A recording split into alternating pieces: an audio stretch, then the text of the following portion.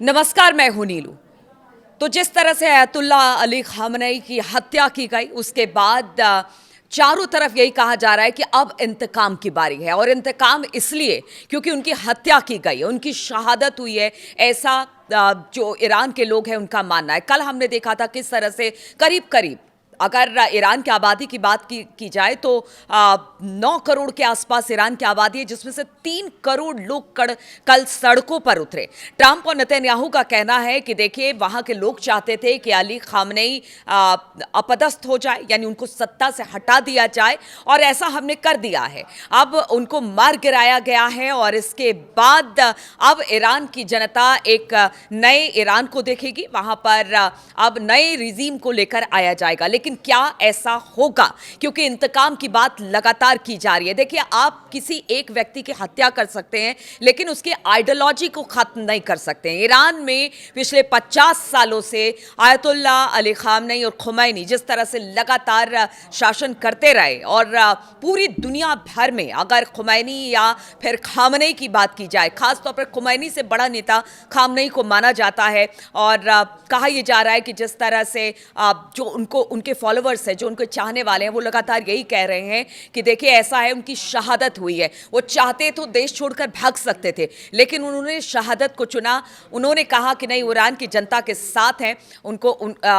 देखिए, उनके लिए कहा जाता है कि शायद वो मॉस्को भी जा सकते थे, उनको वहां से भागने के लिए भी कहा गया था, लेकिन उन्होंने कहा कि नहीं, मेरी मृत्यु होगी तो ईरान में ही होगी, ईरान के लोगों के बीच में ही होगी, और ये शहादत कही जाएगी। इसलिए जो उनके फॉलोअर्स है पूरी दुनिया में, कल हमने देखा कि किस तरह से प्रदर्शन हुआ। जैसे ही उनकी मौत की खबर आई, जबरदस्त तरीके से प्रदर्शन हुआ। इसीलिए कहा यह जा रहा है कि जीते जी जो खामनेई थे वो ईरान और ईरान के लीडर थे, वो इजराइल और अमेरिका के लिए सरदर्द बने रहे, जैसा अमेरिका और इजराइल का कहना था। अब उनकी मौत के बाद भी जिस तरह की स्थिति इस वक्त बन रही है, उसकी लगातार हम देख रहे हैं कि किस तरह से अरब देशों में इस वक्त हाहाकार मचा हुआ है। ईरान लगातार अलग अलग देशों में हमला कर रहा है, सऊदी अरब हो, बहरीन हो, कतर हो, हर जगह यूएई हो, हर जगह उसकी मिसाइलें गिर रही हैं, और नुकसान भी अच्छा खासा हो रहा है। 60-65 घंटे, यानी आज तीसरा दिन है युद्ध का, और अभी भी लगातार ईरान फाइट कर रहा है। और यही कहा जा रहा है कि आयतुल्ला अली खामनेई ने अपने पीछे एक पूरी विरासत छोड़ रखी है। उन्होंने तय कर लिया था कि मैं भले ना रहूं, मैं खत्म हो जाऊं, लेकिन जो लड़ाई मैंने शुरू की है, या ईरान की जनता अपने संप्रभुता के लिए जो लड़ाई लड़ रही है, उसको कहीं से भी किसी भी तरह की ठेस नहीं पहुंचेगी, और उस लड़ाई को आगे बढ़ाया जाएगा। अब एक नई व्यवस्था बना दी गई है, एक कमिटी बना दी गई है, अंतरिम सुप्रीम लीडर बना दिए गए हैं। अब उन्हीं की देखरेख में इस जगह पर जो खास तौर पर अरब देश है, वहां पर हमले हो रहे हैं। अब लगातार आपको अपडेट्स भी दे रहे हैं, लेकिन कुछ अपडेट्स जो इस वक्त प्रमुख है वो भी आपको बता देते हैं। लेबनान से हिजबुल्लाह ने इजराइल पर हमला किया है, नुकसान हुआ है। इधर अगर आईआरजीसी की बात की जाए ईरान में, तो कल रात आधी रात से लगातार हमले इजराइल पर किए गए हैं। 24 हमले इजराइल और अमेरिका के एयर बेसिस पर किए गए हैं, उनको टारगेट किया गया है। बताया जा रहा है कि अब्राहम लिंकन भी इसमें, उसे भी क्षति पहुंची है। हालांकि अमेरिका ने इस बात की तस्दीक नहीं की है। उनका कहना है कि किसी तरह से अब्राहम लिंकन को कोई दिक्कत नहीं हुई है, वो बिल्कुल ठीक है। लेकिन लोगों का कहना है कि अब्राहम लिंकन को टारगेट किया गया है। ईरान की जो सेना है, आईआरजीसी, उन्होंने कहा है कि उन्होंने अब्राहम लिंकन को टारगेट किया है। दूसरी तरफ खबर यह आ रही है कि बहरीन में अमेज़न जो है उसके दफ्तर पर हमला किया गया है। वही सऊदी अरब हो, दोहा हो, कतर हो, बहरीन हो, हर जगह पर हमला किया गया है। और खास तौर पर दुबई और बहरीन को ही सबसे ज्यादा निशाना इसलिए बनाया गया है क्योंकि यहां पर सबसे ज्यादा अमेरिकी इन्वेस्टमेंट है। यहां पर जितने बैंक्स हैं, जितने यहाँ पर अमेज़न है, खास तौर पर अगर दुबई की बात की जाए, आप सिटी बैंक है, अमेज़न का दफ्तर है, इसके अलावा अगर बात की जाए एआई का दफ्तर है, यहाँ पर माइक्रोसॉफ्ट का दफ्तर है, यानी बहुत सारे दफ्तरों को निशाना बनाया गया है। इसके अलावा अगर अमेरिकी एयर बेसिस की बात की जाए तो वहाँ पर भी लगातार इस वक्त अमेरिका की मिसाइल, माफ कीजिएगा, ईरान की मिसाइलें गिर रही है और अब तो हाइपरसोनिक मिसाइल से हमला ईरान कर रहा है। उन्होंने कहा था कि खामनेई साहब के खून का बदला लिया जाएगा।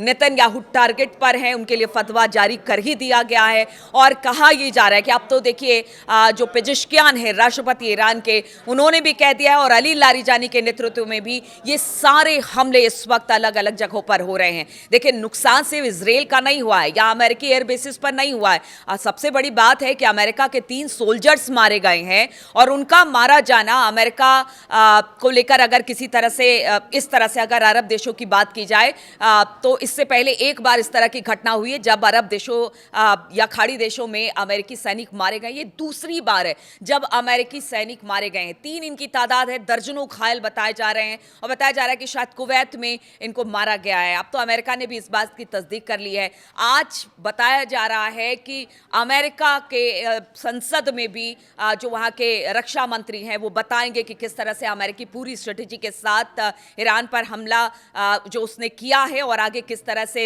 वो कदम उठाने वाला है। अब इसके बाद देखना होगा क्योंकि अपोजिशन लगातार मजम्मत कर रहा है ट्रंप की देखिए ट्रंप ने जो किया वो ठीक नहीं है, इस तरह से किसी को नहीं मारा जाता। इधर अगर रूस और चीन की बात की जाए, उन्होंने साफ तौर से कह दिया है कि इसे एक हत्या माना जाएगा। अली खामनेई को जिस तरह से मारा गया वो एक हत्या के तौर पर देखा जा रहा है और इसको लेकर अब बाकी देश भी जो हैं वो एकजुट हो गए। लेकिन इस बीच देखिए ईरान में भी बहुत ज़्यादा तबाही मची है। एक स्कूल में तो हमने देखा किस तरह से बच्चे मारे गए। उसके बाद बताया जा रहा है कि कल ईरान के एक हॉस्पिटल पर भी हमला हुआ है जिसमें कुछ लोग मारे गए हैं। तो ईरान में भी लगातार जलजला या तबाही देखने को मिल रही है, लेकिन ईरान ने भी ज़बरदस्त तरीके से फाइट किया और कहा जा रहा है कि अभी इतनी जल्दी ये युद्ध खत्म नहीं होगा। ट्रंप को लग रहा था 2 दिन एकदम टारगेट ऐसा होगा कि अली खामनेई और उनके जितने जो 40 जो बड़े नेताओं की बात कर रहा है अमेरिका की, उसे मार गिराया गया है। उनको लगा कि उनके मारे जाने के बाद सब खत्म हो जाएगा, ईरान सरेंडर कर देगा, ईरान झुक जाएगा। लेकिन ऐसा नहीं है। आज 64-65 घंटे होने जा रहे हैं लेकिन फिर भी ईरान लगातार फाइट कर रहा है अलग अलग जगहों पर। इस वक्त अब तो हाइपरसोनिक मिसाइल ईरान की तरफ से दागे जा रही है। मातम अपनी जगह है, 40 दिन का मातम, और एक तरह से कह लीजिए कि ईरान ने कह दिया कि इस 40 दिन के अंदर अंदर इजराइल हो या अमेरिका हो, सबको खामनेई की जिस तरह से हत्या की गई है उसका खामियाजा भुगतना पड़ेगा। अब ये जो लड़ाई है वो अगर लंबी चलती है तो फिर इसके दुष्परिणाम भी बहुत होंगे क्योंकि स्ट्रेट ऑफ हॉर्मूज की बात की जाए, वहाँ पर इस वक्त पूरी तरह से स्ट्रेट ऑफ हॉर्मूज को बंद कर दिया गया है। वहाँ से जो तेल के शिप्स निकलते हैं वो देखा, एक सैटेलाइट पिक्चर आई थी जिसमें देखने को मिल रहा है कि वो लगातार एक लाइन से खड़ी है, वहां पर कोई भी रिस्क लेने को तैयार नहीं है क्योंकि कब कहां से कैसे मिसाइल गिरे और फिर उसके बाद कोई शिप डिस्ट्रॉय हो जाए या तबाह हो जाए। इसलिए वहां पर फिलहाल तो जो शिप्स हैं, जो ऑयल टैंकर्स लेकर आते जाते हैं, उनका मूवमेंट बिल्कुल बंद हो गया है। आज कहा यह जा रहा है कि शेयर मार्केट जैसे खुलेगा उस पर भी इसका असर पड़ेगा।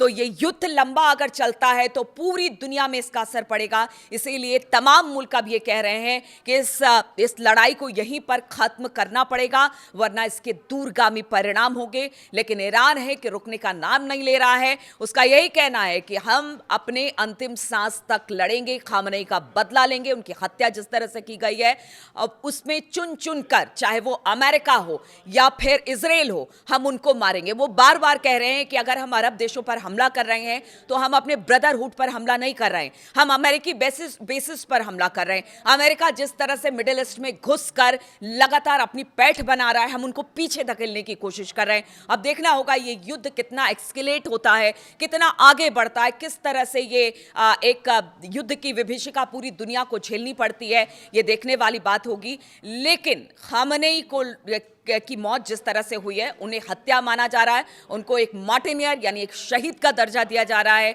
और पूरे दुनिया में उनके फॉलोवर ये कह रहे हैं कि ये ईरान के लिए एक बड़ी क्षति है। लेकिन इसका खामियाजा अमेरिका और इजराइल को भुगतना पड़ेगा क्योंकि उन्हें ऐसा नहीं करना चाहिए था।